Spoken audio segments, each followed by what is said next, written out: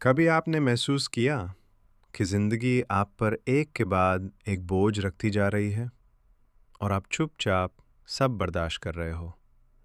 بارش گر رہی ہوتی ہے اور صرف جسم نہیں، دل بھی بھیگ چکا ہوتا ہے۔ اس لمحہ انسان سوچتا ہے، یا اللہ، میری ہمت اور صبر کو مضبوط فرما۔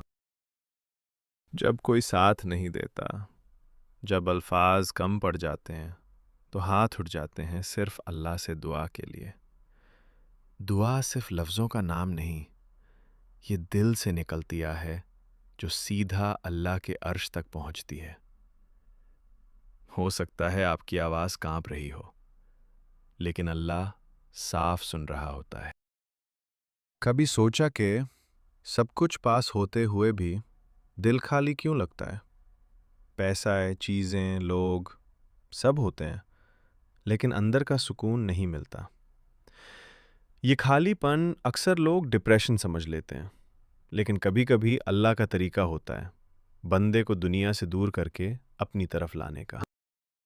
مسجد میں اکیلے بیٹھ کر صرف آپ اور اللہ، یہ تنہائی نہیں، یہ ملاقات ہے۔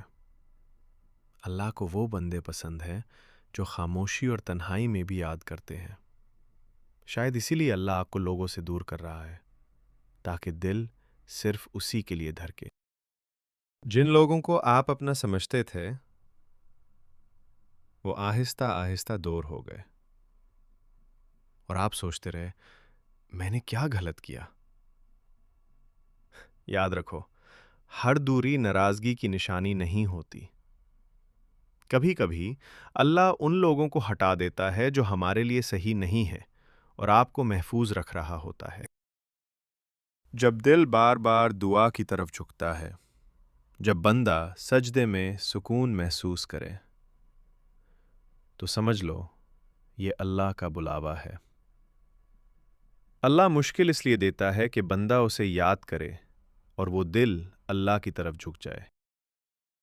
کبھی ایسا بھی ہوتا ہے کہ انسان اکیلے کمرے میں بیٹھ کر رو دیتا ہے، بنا کسی کو بتائے، اور اللہ فرشتوں سے کہتا ہے، دیکھو، میرا بندہ صرف میرے لیے رو رہا ہے۔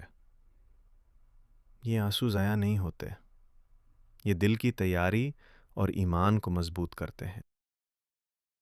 سجدہ صرف زمین پر جھکنا نہیں، یہ اپنی انا توڑ کر اللہ کے قریب ہونا ہے۔ جب بندہ سجدے میں گرتا ہے تو اللہ کے سب سے قریب ہوتا ہے۔